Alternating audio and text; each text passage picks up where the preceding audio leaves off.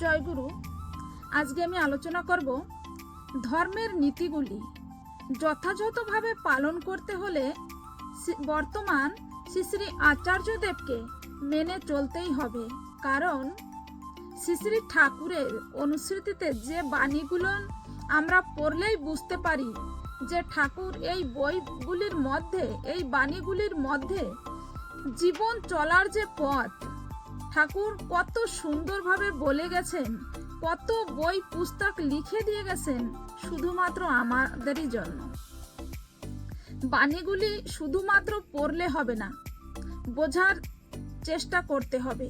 শ্রী শ্রী ঠাকুর বলেছেন, দেব দেবতা হাজার ধরিস, আচার্য যার ইষ্ট নয়, স্পষ্টতর বুঝে রাখিস, জীবন চলায় নেহাত ভয়। তাই প্রত্যেকেরই জানা প্রয়োজন যে আচার্যদেবকে কেন্দ্র করে চলা প্রয়োজন কেন।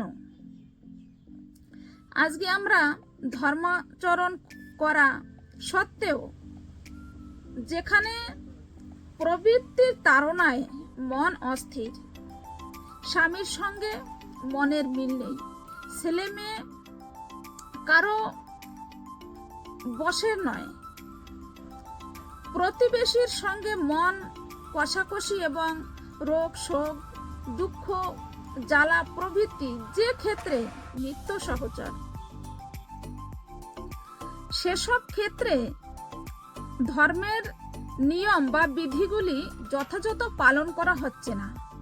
আমরা খেয়ালের বশে শুধুমাত্র কতগুলি অনুষ্ঠান মহল্লায় দিন কাটাচ্ছি, তা সহজেই ধরে নিতে পারা যায়।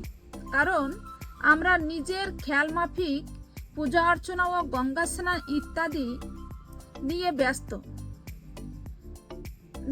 এই সমস্ত জিনিসগুলি নিয়ে ব্যস্ত থাকায় প্রকৃত ধর্মচরণ হচ্ছে না।